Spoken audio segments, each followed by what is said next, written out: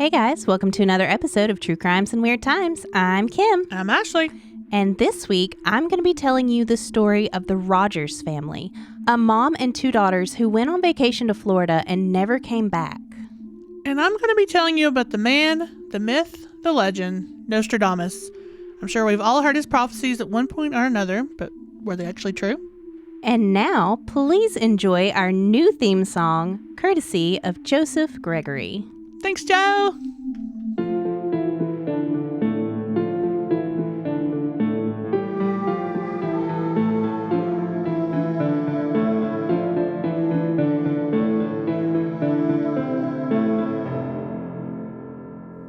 On May 26, 1989, 36-year-old Joan Rogers, along with her daughters, 17-year-old Michelle and 14-year-old Christy, were getting ready to leave their dairy farm in Wilshire, Ohio, for a much-needed and long-awaited vacation.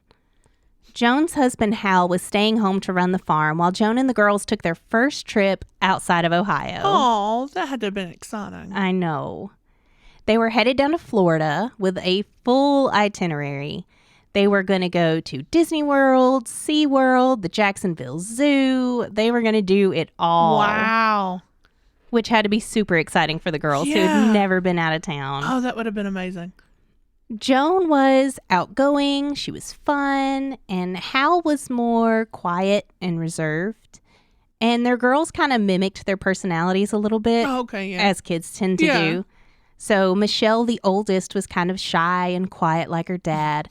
And then Christy was really cheerful and bubbly, more like her mom. No.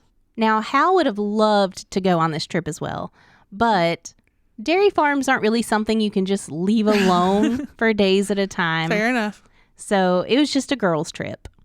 They left the house around noon, and they started their 1,000-mile drive down to Florida. Jeez. The next 5 days were spent driving, going to theme parks, sightseeing, all the usual vacation things. Okay, yeah.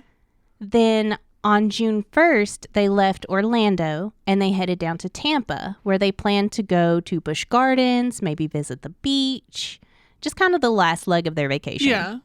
As they arrived in Tampa, Joan pulled over to look at a map she'd picked up. It was on the back of one of those brochures, you get at the travel stops. Yeah. And she was trying to figure out where their hotel was.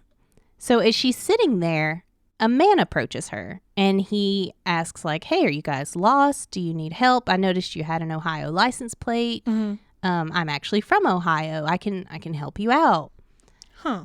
So she tells the man what hotel they're looking for, and he takes the brochure from her and on the back of it writes down directions to her hotel. But then he goes on to make an offer. How would they like to come out on his boat that evening to watch the sunset? No. Yeah, you'd think that would be the answer, but... Well. I think Joan was a little more apprehensive of this, but both the girls were so excited. They wanted to go see the sunset on the boat. The man seemed super friendly, and he was really helpful. He was, sharing that common thing about both being from Ohio. Uh-huh. So Joan agreed, and she wrote down directions to his boat launch. They were supposed to look for a blue and white boat when they got there. That sounds pretty vague. It does sound pretty vague, I know. But they told him thank you, and they headed off to their hotel. Okay. They checked into the Days Inn around 12:30. They ate dinner at the attached restaurant that evening. And then they left their hotel around 7:30 p.m. to go to the boat launch. But they never came back to the hotel. Oh, yep. On June 4th, 1989, a sailboat was out on the Tampa Bay when they saw something floating in the water. As they got closer, it became clear it was a body. The Coast Guard was notified, and they sent a boat out to retrieve the body, but when they tried to pull it out of the water, they couldn't seem to lift it. Oh. And they quickly discovered a 30-pound cement block had been tied around the victim's neck to weigh down the body. Oh, my God.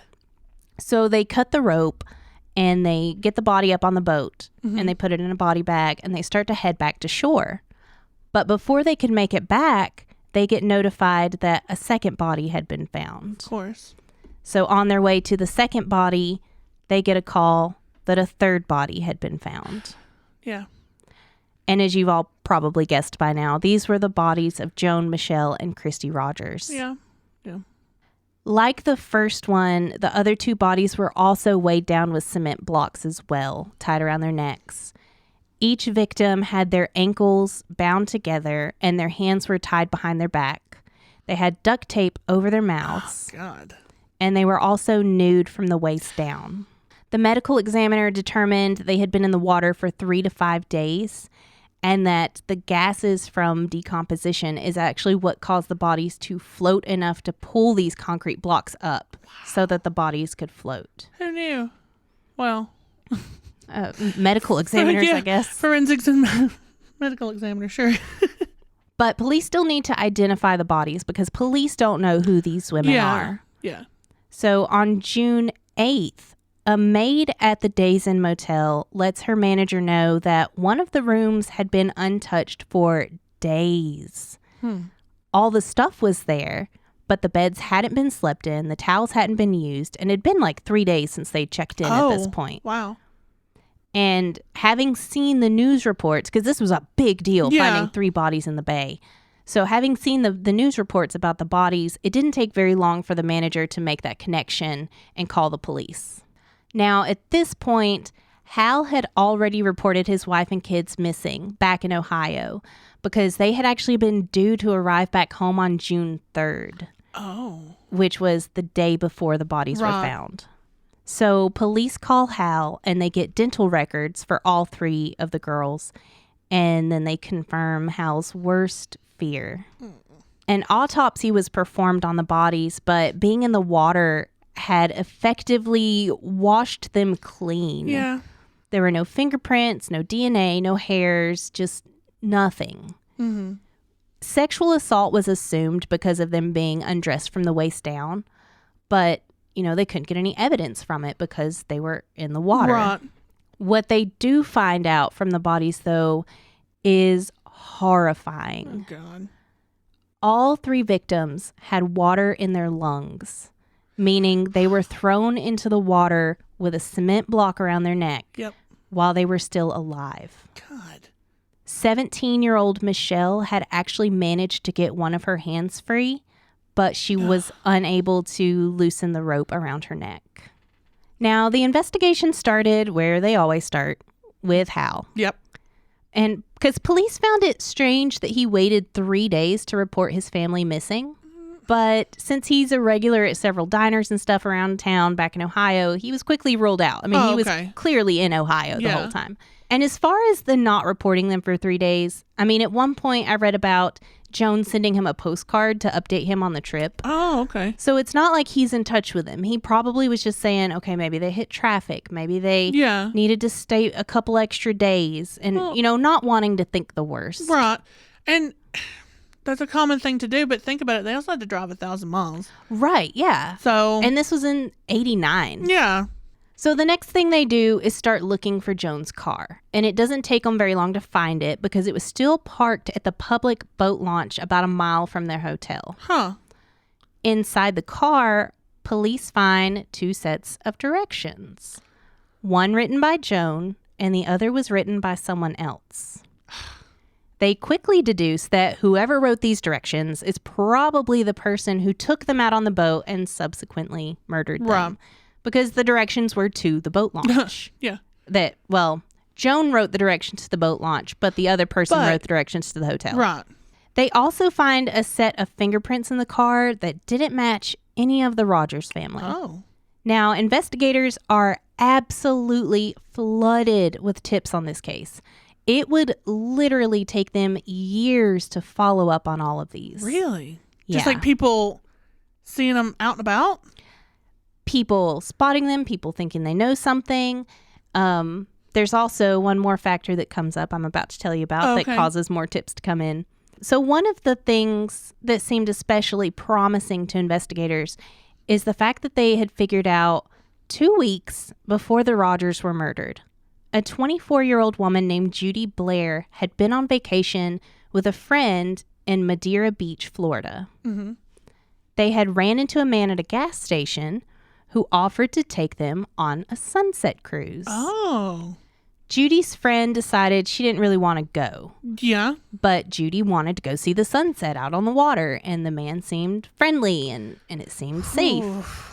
So she met up with the man. She went out on his blue and white boat. Uh-huh. And then once they were out on the water, the man, who said his name was Dave Posner or Posno, she couldn't really remember which one he said.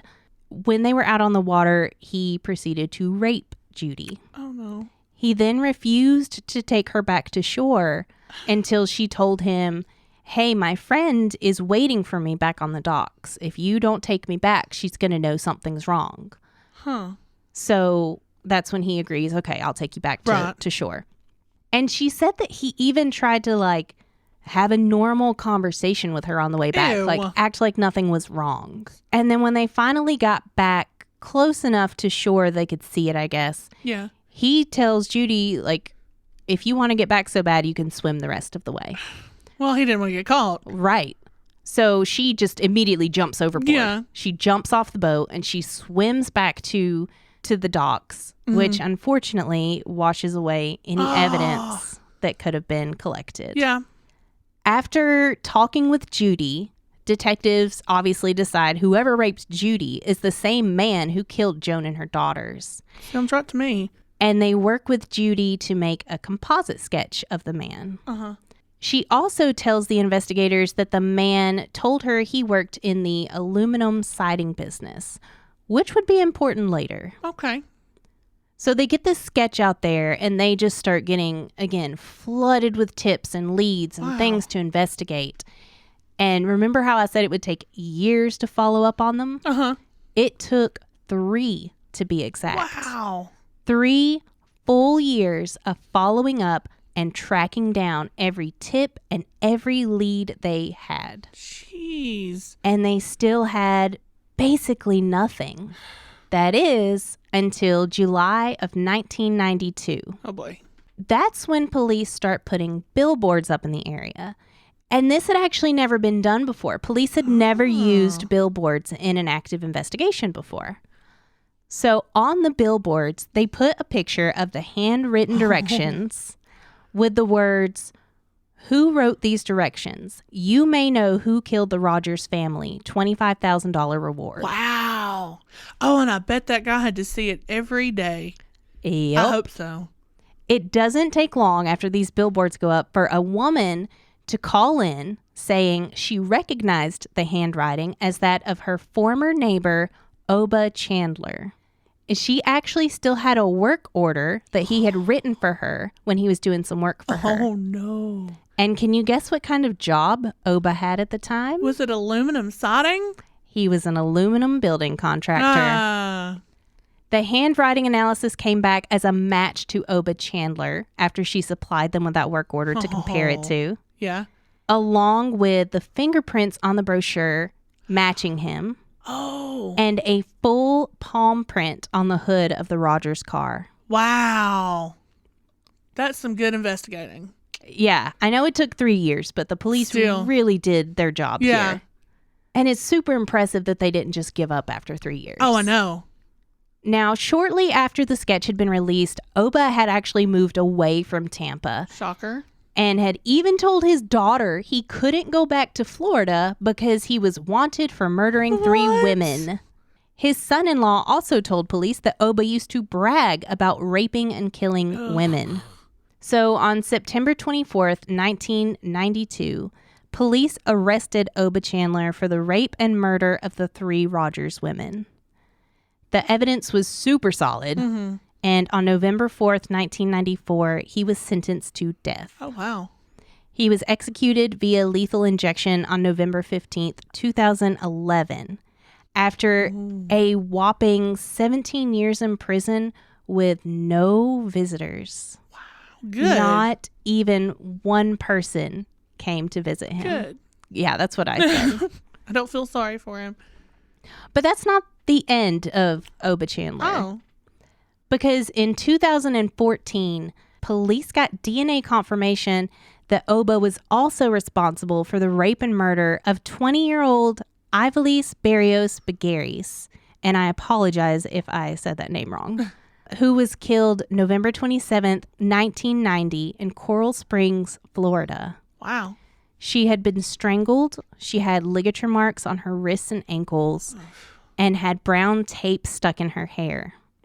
They believe that Oba had actually watched her for a couple days at her job at the mall before slashing her tires and posing as a helpful stranger to lure her off. Man. They did find her body, but for years that case was open and just unsolved until 2014 when they were finally able to close her case as well. Well, good. At least something good came out of it. This case was actually featured on an episode of like the original Unsolved Mysteries back in the 90s. Oh, yeah, because of the 89. Yeah, and wow. They talk about there being possibly 2 perpetrators, which the police did think that for a while. They even kept that theory after he was arrested for a little bit. Mm-hmm. But ultimately, they couldn't really prove that anyone else had been involved, and they think it was just Oba. And they have actively been checking investigations anywhere he lived since then, just to make sure. Case. Well, and I can understand how they can get 2 perpetrators out of it. That's 3 women. I mean, They were all old enough to fight back. So I could see that. But I could also see it being just one really gross man. But this also, I don't know, this case was really heartbreaking to me because this family was just trying to go on their first ever vacation. Yeah. Well, it kind of hit a little close because I have 2 daughters. That's terrifying. I know. But I also wouldn't, I don't know, I also wouldn't get on a boat with anybody. Not that I'm victim blaming. That's not what I'm doing. But like, please don't get on boats. Please don't go anywhere with strangers. Yeah. It's just not a good idea. Yeah, just don't do that.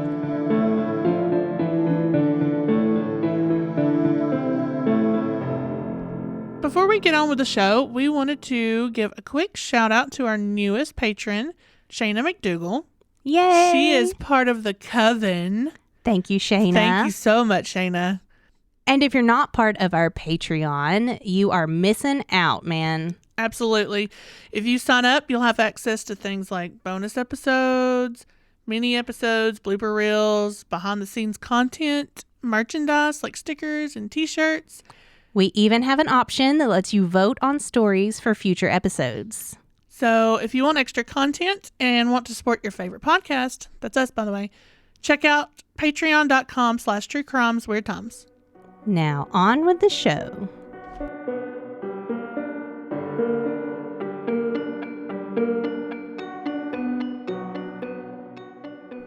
So I wanted to do Nostradamus this week, kind of for nostalgic sake. Do you remember as a kid standing in the grocery line to check out and seeing National Enquirer and like the latest Nostradamus prophecy? No, but I definitely remember reading those magazine headlines that it's like aliens and crazy stuff. Yeah, Bat Boy. Yeah. I don't know. For some reason, that always caught my attention as a kid. I always thought it was so cool and like, what was going to happen? You know? Mm-hmm. So as I was trying to think of some stories to do this week, Nostradamus was the one that kind of stuck out in my head. Nostradamus was born in December of 1503 in France. His actual name was Michel de Nostradamus. You're welcome. That was perfect. Thank you. So not much is known about his childhood. He was one of 9 kids, and there's a story that he studied with his great-grandfather, Jean de Saint-Remy, but there's not really any proof of that except, just stories. Other than that, there's not much about when he was a child. I mean, well, it was 1503. It was the 1500s. That's how it was. However, at 14, he attended the University of Avignon, but after only a year, he was forced to leave due to an outbreak of the plague. I can relate to that. I can relate to that, but the university closed, so he had to leave. And he spent the next 8 years of his life traveling the French countryside, researching herbal remedies and working as just an apothecary, just a medicine man. That's pretty cool. Yeah. In 1529, he re-entered school. He went to the University of Montpellier. I'm pretty sure it's not Pelier like it is here. To study for a doctorate in medicine. But when they learned that he had worked as an apothecary, he was expelled from school. Apparently, apothecaries and doctors were having a big head-to-head feud, and they didn't like each other. So being an apothecary was banned. Well, I can kind of see their Yeah. point there. I mean, again, 1500s, it's a little witchy if we're going to Yeah. go there. So, But even today, you've got like your well, yeah. natural remedy. Yeah, holistic approach. Yeah. And then, I get it. So it's been like that forever. So after his expulsion, he continued to work as an apothecary because why not? He knew what he was doing. He became pretty well known for it. And he apparently became famous for creating something that was called a rose pill that helped fight against the plague. Now, it was called a rose pill because it contained rose hips, which are high in vitamin C, and we all take vitamin C when we're sick. Well, that makes sense. So that's why it was working.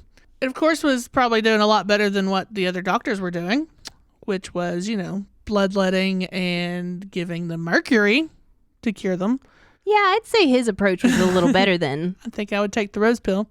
Now, in 1531, he married and they had 2 children. But unfortunately, 3 years later, his wife and children died of the plague. And after their deaths, he began to travel again. He would travel around and help people of France and Italy and just fight against the plague. In 1545, he married again to a wealthy widow, and they had 6 children. Oh, that poor woman. The 6 children are Nostradamus. The 6 children. During the plague of all things. Right? Ugh. And that's his life in a basic Nutshell? nutshell. That's the normal part of his life. That's the normal part of his life. Eventually, he began to move away from medicine, and he started moving towards the occult. He started writing almanacs, which were really popular at the time. We still have them now, if you're not sure what an almanac is. It's really popular with farmers and gardeners, and I guess astrologers. We had a farmer's almanac growing up. I was going to say, I think they're still at the store. Yeah, you can still buy them. Yeah. They're just annual magazines that list out like the best times for planting. It mentions moon phases, weather forecasts, planets, moon locations. I know it talks about like the zodiac signs and the parts of the body Yeah. and stuff. I used to look that up all the time. I remember my grandmother talking about you have to wait until it's in the knees or something to take a pacifier away from your kid or something, or like wean them or something. Yeah.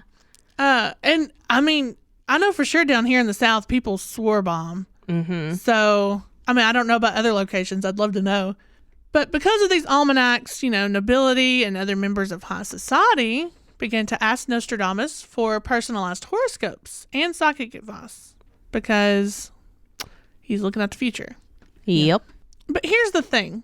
Nostradamus would ask for the client's birth chart before doing this. Other astrologers at the time could do the birth chart themselves, but he couldn't. And when asked to do it himself, he often got things wrong on the charts. Well, that doesn't bode well. Yeah. But that didn't seem to sway people away from him. They still asked him, for prophecies and astrology. So they didn't care that he only had, like a small percentage of being right. Well, and maybe he was just a great salesman. It's possible, yeah. Bring me your birth chart and we'll sit down and figure it out together. Yeah. Also around this time, he began to write a book. It's called Les Prophéties, and that is wrong, but it translates to the prophecies. I mean, pretty literally. It consisted of 1,000 quatrains, which were 4 lines of undated prophecies. Just 4 lines each. This gained the attention of Catherine de Medici.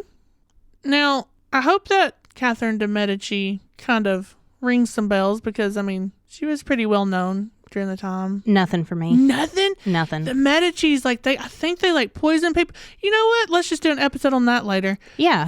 Write that down. Write that down. Now, she was one of his, quote, greatest admirers. She was really into Nostradamus. She had read some of his prophecies in 1555 that were threats directed at her family. No wonder she liked him so much. Yeah.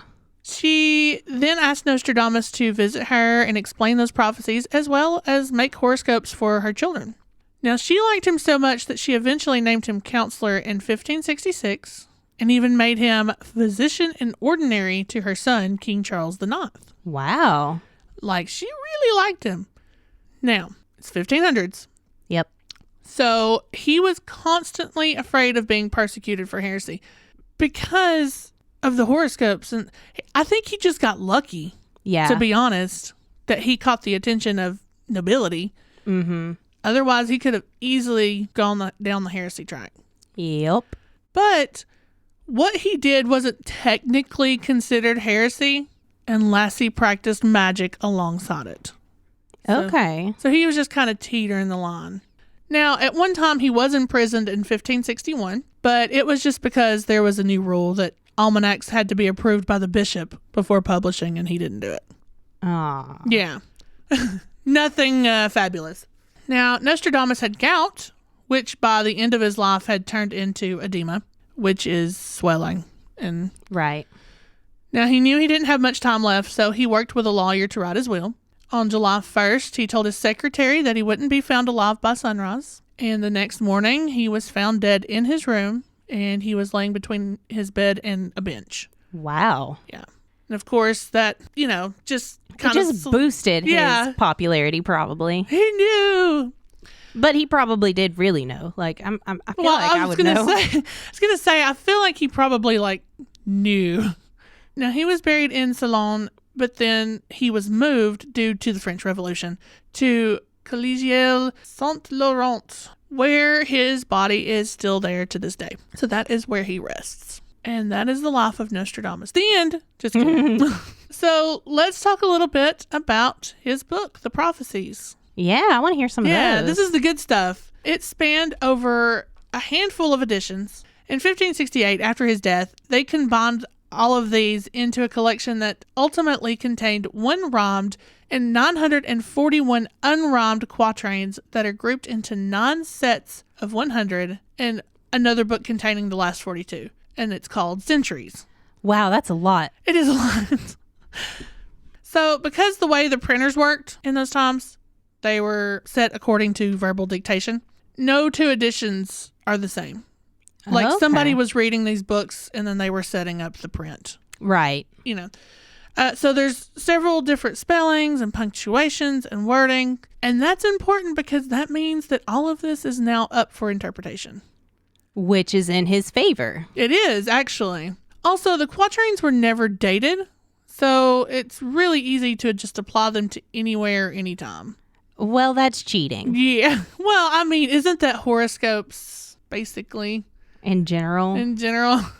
Now, I found some of my favorite prophecies, and I found it from ranker.com. Take that as you may. But I really liked these, and I wanted to share them with you. So the first one is the prophecy of the death of Henry II. Now, Nostradamus' prophecy says, and I'm sure these are translated from French.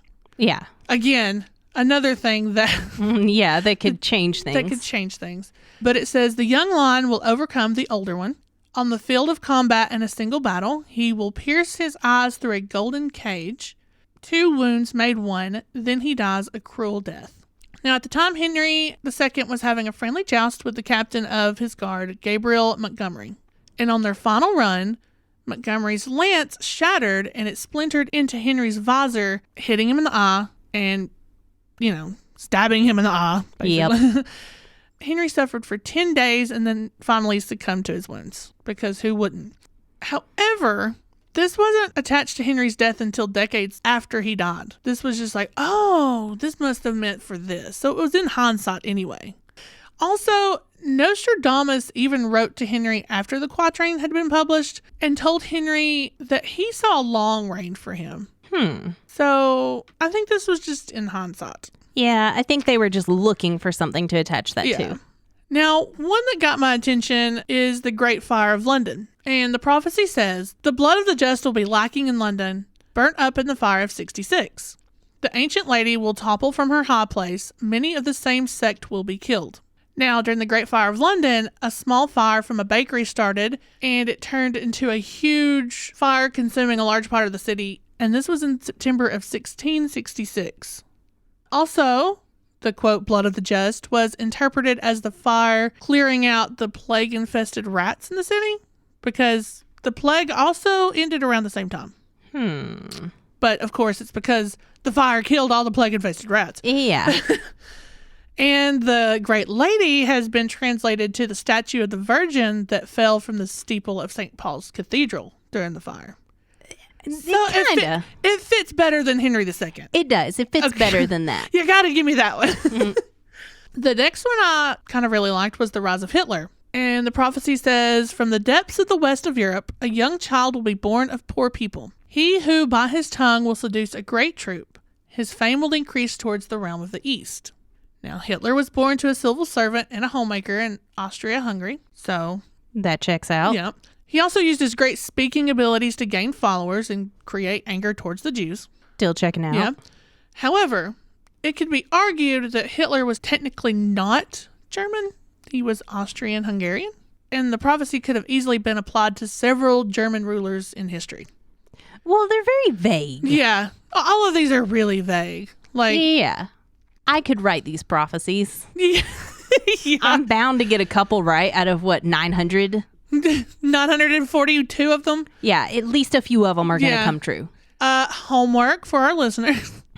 Write a prophecy. Write us a prophecy. We'll post it. We'll see where we are in 100 years. Yep. Time capsule for the podcast. But also, apparently, the wife of Joseph Gregory was a follower of Nostradamus. She loved him. And she would use his writings to claim that they were the rulers of the world. Oh. So, I mean, that shows you how all of this could be. Yeah, kind of just applied. The next one is the atomic bombings of Hiroshima and Nagasaki. The prophecy says, near the gates and within the cities, there will be two scourges, the like of which was never seen. Famine within plague, people put out by steel, crying to the great immortal God for relief. Now, this could easily be translated to atomic bombs. Mm-hmm. 2 were dropped on the towns. This caused a plague of sorts of radiation, sickness, and pollution of crops, so the famine. And, of course, how the bombs were made of steel. Right. So, I can see it, again, kind of vague. But it's really weird that he mentions steel. I mean, to me, that says more like swords and a battle. I was going to say back then it could be seen that, but I don't know. I'm doing the thing, when you read Revelations in the Bible and they talk about the locusts or whatever, and you're like, helicopters. That makes sense. It feels like the same thing here. Yeah. Now, this next one was a bit of a stretch, but I kind of still liked it. And it was based on the Challenger disaster. The prophecy says that 9 will be set apart from the human flock, separated from judgment and counsel, their fate to be determined on departure. Lawn, unripe fruit will be the source of great scandal, great blame, to the other great praise. So, I mean, just at the very beginning, the numbers are wrong. The Challenger carried 7 astronauts, not 9. But, however, the explosion created plenty of scandal and not being ready for liftoff. But like I said, it feels like a big stretch. It's a big stretch. Yeah. I'm not buying that one. Yeah. And I threw this last one in here because why not? 9/11. Of course. Of course.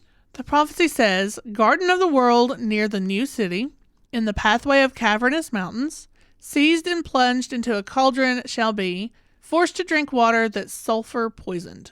Now, there are plenty of his predictions that people have tried to refer to September 11th, as well as fake ones that circulated the internet, and I remember that. I do too. Yeah, but with this one, people have translated cavernous mountains to be the skyscrapers, and the new city, of course, to refer to New York City. Yeah, and the Garden of the World to be Madison Square Garden, and the poison water to be the after effects of the attack when New York City inhabitants became sick due to the fumes and the chemicals around the city. I mean... But again, super vague. I can see it, but it's super vague.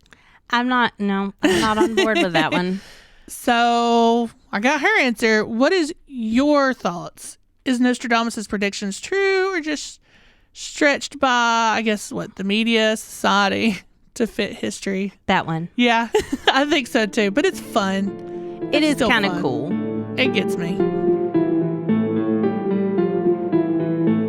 Thanks for listening. Like us on Facebook at True Crimes and Weird Times Podcast. Follow us on Instagram at True Crimes Weird Times. Email us your stories at truecrimesweirdtimes@gmail.com. Can't wait for the next episode? Check out our Patreon for bonus episodes and more. And if you enjoyed the show, make sure to subscribe and leave a review. Bye!